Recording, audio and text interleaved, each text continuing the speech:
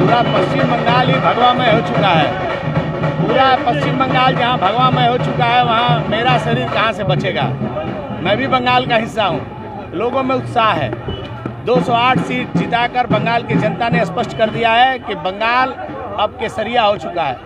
ऐसे में हावड़ा से मंत्रिसभा में प्रतिनिधित्व करने का मुझे अवसर मिला है। मैं अपनी पार्टी के शीर्ष नेताओं का, विशेष करके माननीय मुख्यमंत्री जी का हृदय से आभार व्यक्त करता हूं, जिन्होंने मेरे ऊपर आस्था रखा है। आने वाले दिन में हावड़ा को आधुनिक हावड़ा, एक विकसित हावड़ा बनाने में मेरी जो भी भूमिका होगी, मैं पूरी निष्ठा के साथ वो पालन करूँगा।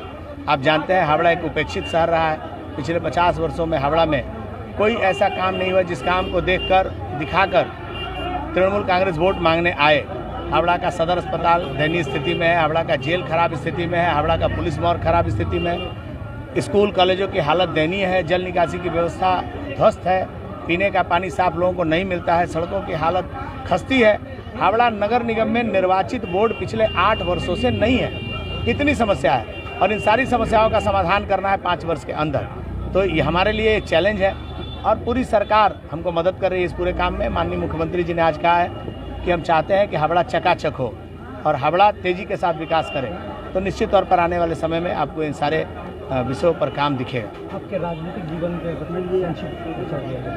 देखिए, मेरा राजनीतिक जीवन राष्ट्रीय स्वयंसेवक संघ से शुरू हुआ। मैं जब क्लास 5 में था तब से मैं शाखा जाना शुरू किया और 1995 में मैं युवा मोर्चा का सदस्य बना।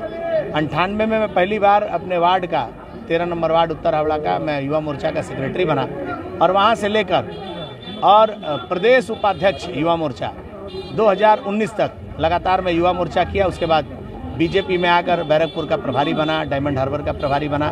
पिछले 4 साल मैं मेदिनीपुर, पूर्व और पश्चिम दोनों मेदिनीपुर के 5 लोकसभाओं का मैं वहाँ विभाग कन्वेनर था, प्रभारी था, लोकसभा चुनाव में क्लस्टर इंचार्ज था और ये सारा यात्रा मैंने पूरी निष्ठा और ईमानदारी के साथ पूरा किया। पार्टी ने मुझे टिकट दिया, मुझे विधायक बनाया। आज माननीय मुख्यमंत्री जी ने मुझे मंत्री बनाया। ये मेरे लिए अत्यंत हर्ष का विषय है। मैं तो विधायक बनकर ही नाच रहा था।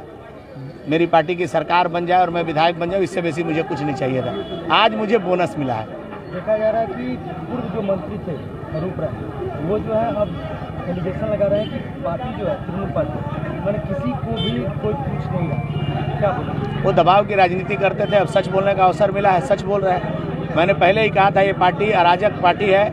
इस पार्टी में कोई नेतृत्व नहीं है। जो लोग गुंडागर्दी कर रहे हैं, जो लोग जो कुछ भी कर रहे हैं, जिस दिन वो फंसेंगे पार्टी पीछे से हाथ खड़ा कर लेगा। आज वही हुआ, वही जहांगीर के साथ भी हुआ, वही अरूप राय के साथ हो रहा है, वही कल्याण के साथ हो रहा है।